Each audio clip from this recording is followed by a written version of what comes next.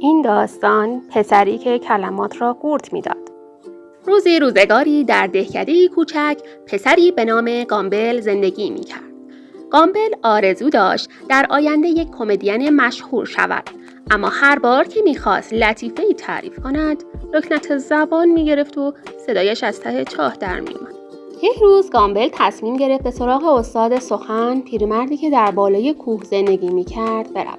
استاد سخن به گامبل گفت: برای اینکه بتوانی خوب صحبت کنی، باید اول یاد بگیری چگونه به خودت بخندی.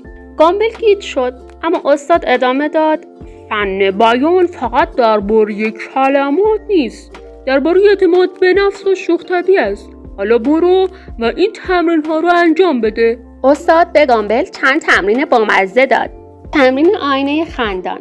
گامبل باید هر روز جلوی آینه می‌ایستاد و تا جایی که می‌توانست قیافه‌های خنده‌دار در می‌آورد و به خودش می‌خندید. اول سخت بود، اما کم کم خندیدن به خودش براش آسون شد. تمرین پانتومیم حیوانات. گامبل باید ادای حیوانات مختلف رو در می‌آورد بدون اینکه صدایی از خودش در بیاره. این تمرین به اون کمک کرد تا زبان بدنش رو قوی کنه. تمرین چه میشد اگر. استاد به گامبل گفت که هر روز یک داستان عجیب و غریب با جمله چه میشد اگر شروع کند. مثلا چه میشد اگر گربه ها میتوانستند پرواز کنند، یا چه میشد اگر درختها بستنی میوه میدادند. این تمرین به خلاقیت و بداهه‌گویی او کمک میکرد.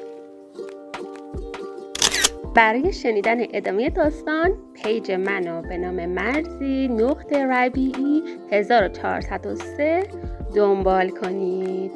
خدا نگهدار دوستان.